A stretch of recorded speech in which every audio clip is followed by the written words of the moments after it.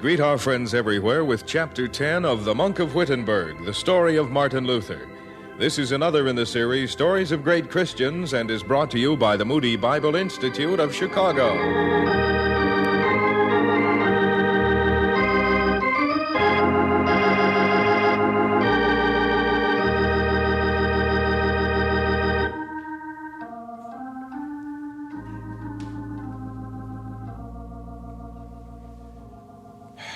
Oh, Brother Hedwig, my journey to see Martin in Wittenberg has made my heart so heavy I cannot rest.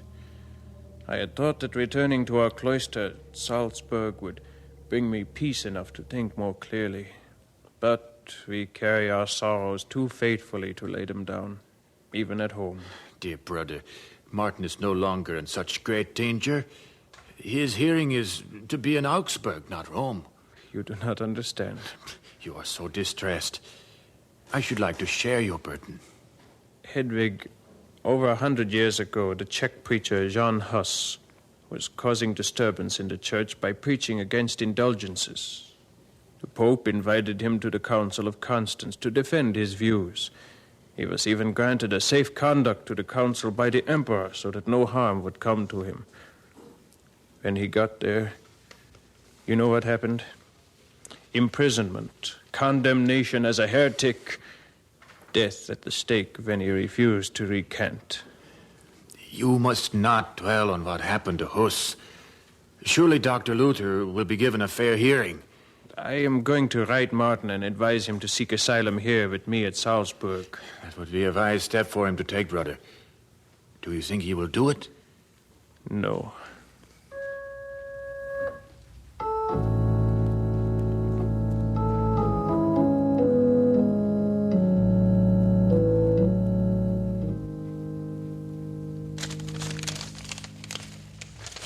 And here is a letter from Von Staupitz, heavy with dreaded predictions, counseling me to flee for sanctuary to Salzburg cloister rather than face the council at Augsburg.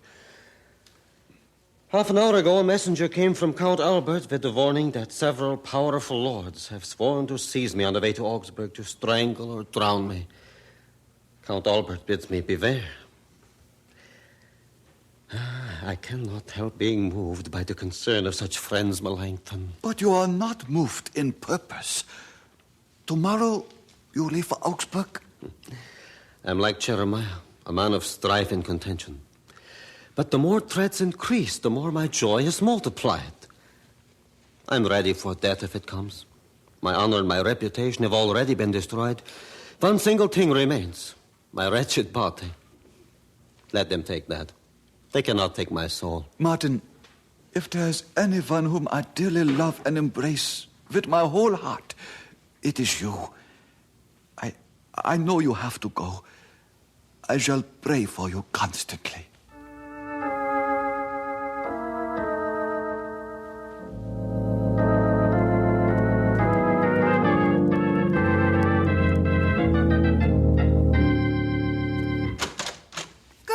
Gertrude, you should have been at court this morning. Oh, you always miss everything. I should hate to have your bad luck. Oh, what's the matter with you two? I had a headache, and I still have it, so kindly stop shouting at me. You do not want to know who was at court, huh? Of course you do not. Elsie, we should not disturb her. Gertrude, Dr. Martin Luther, the Augustinian monk, was there, and he preached a sermon.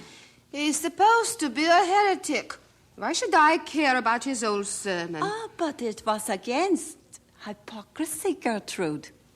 He is on his way to Augsburg to defend his views against indulgences and some other things. And he's walking there all by himself, even though his life is in danger. The elector says he's a very brave man, and he's so fond of him, I am sure he is not a heretic.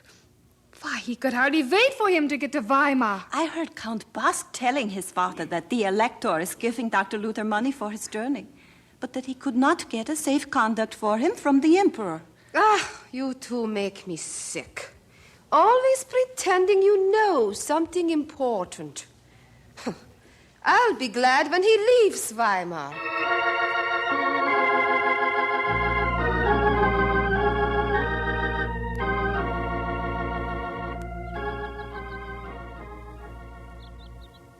Martin, my old friend, welcome. Welcome to Nuremberg. I've been looking out for you for days. It is wonderful to see you, Wenceslaus. But how did you know I would be coming along the road at this time today? Oh, well, Martin, I've grown to need of a little stroll in the afternoons lately, and the air is so good along this road. You are a fox, but you do not fool me. Come, let us not waste any time getting into town. So many of your friends are hoping to see you. Since not even your oldest friends here are able to persuade you not to go to the hearing, I have a favor to ask you, Martin. Which I will gladly grant, if I can. Permit Brother Leonard and me to accompany you the rest of the way to Augsburg. On one condition. And that is? That you will lend me a frock to wear at the hearing. I have only the one on my back, and so much fresh air is wearing it thin. I would be honored. Then it is settled. Let us be going.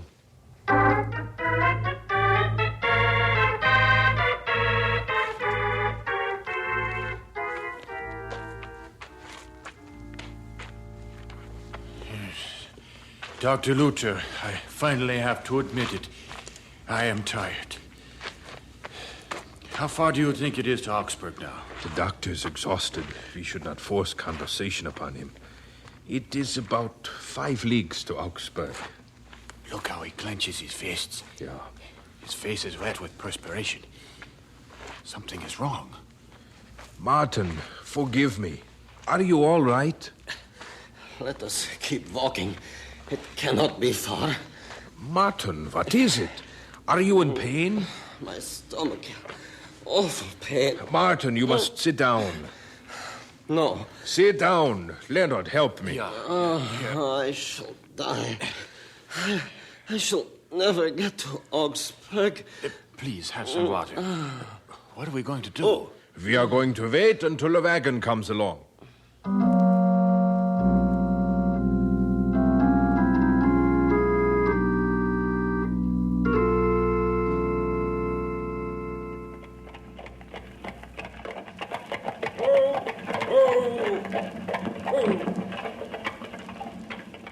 Was ist the trouble? Our brother is ill. We will pay you to take us into Augsburg. I didn't think you fellas had any money. Get in. Martin, can you make it over to the wagon? Help me up. Thank God for this carriage. Where is it you are going in Augsburg? To the Augustinian convent.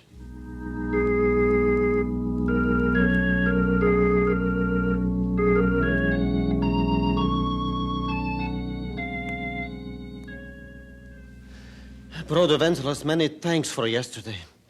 I think I'm quite recovered this morning. I'm glad. Leonard and I thought your end had come. So did I. I've never had such violent stomach pains. You're not robust, Martin, and the mental and physical ordeals of these last weeks have been too much for you.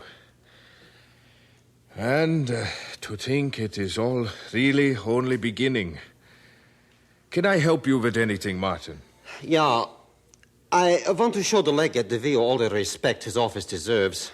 Would you go to him, announce that I'm here and ready to appear before him whenever he will give the order? I shall go to the cardinal immediately. Please rest, Martin, until I get back. Thank you. I will.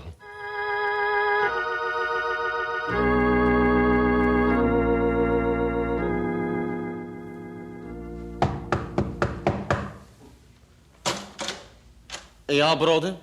Forgive the intrusion, Dr. Luther. There is a gentleman to see you. He's waiting in the study. Thank you. I will walk with you. He is not a monk. No, brother. He's an Italian courtier from the cardinal. I wonder what... Here we are. I am Martin Luther. You have a message for me? Urban Sarah Longer comes to the esteemed Dr. Luther in friendship and of his own accord. Thank you. I am grateful for friends. You are a favorite of my friend, the Elector of Saxony. You are a servant of the church. I would like to counsel you. May I send my 2 servants away and talk with you? Oh, certainly. Come with me. My quarters are this way. Be wise, Doctor, and be reconciled to the Church. Submit to the Cardinal without reserve. Retract your offensive language. Remember the Abbot Joachim of Florence? He had published, as you know, many heretical things, and yet he was declared no heretic because he retracted his errors. I have published no errors or heresy. You do not understand. I am here to explain my position to the Cardinal. He has not even seen me yet. I cannot retract. Surely you would not argue with the representative of the Holy Father himself? Argue? He has decided against me without even hearing me? He knows what you will say. If he convinces me of having taught anything contrary to the Roman Church, I shall be my own judge and immediately retract. The essential point will be to know whether the Cardinal relies on the authority of the traditions of the Church more than he ought. If he does so, I will not yield. Your boldness is surprising, Doctor.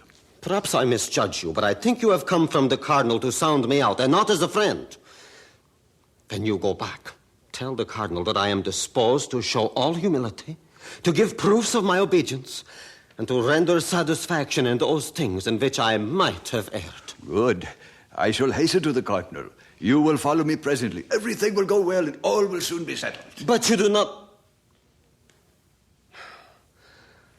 All will soon be settled. Yeah, all will soon be settled.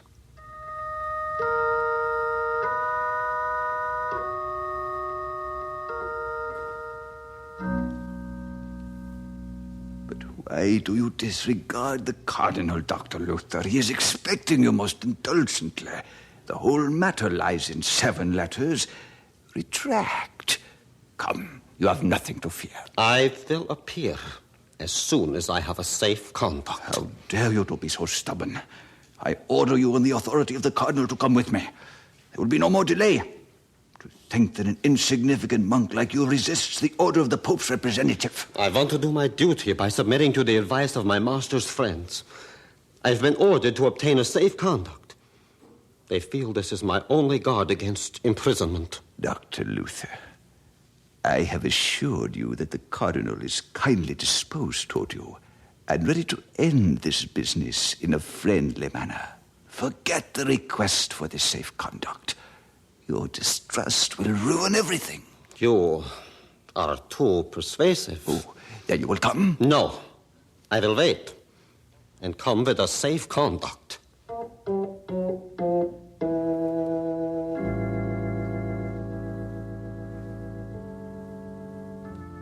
O everlasting God and Father of my Lord Christ, grant me thy grace in these days. Italy is plunged in darkness, and it's so thick it may be felt. No one here knows anything of Christ or of what belongs to him. Yet they are my lords and my masters in faith and morals. Thou hast graciously protected me thus far. Into thy hands I commend my body and soul. May the wicked one have no power over me. Amen.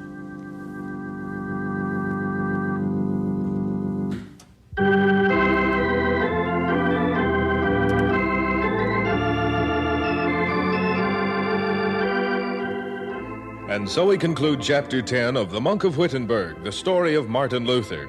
This is another in the series Stories of Great Christians and comes to you transcribed from the Moody Bible Institute in Chicago.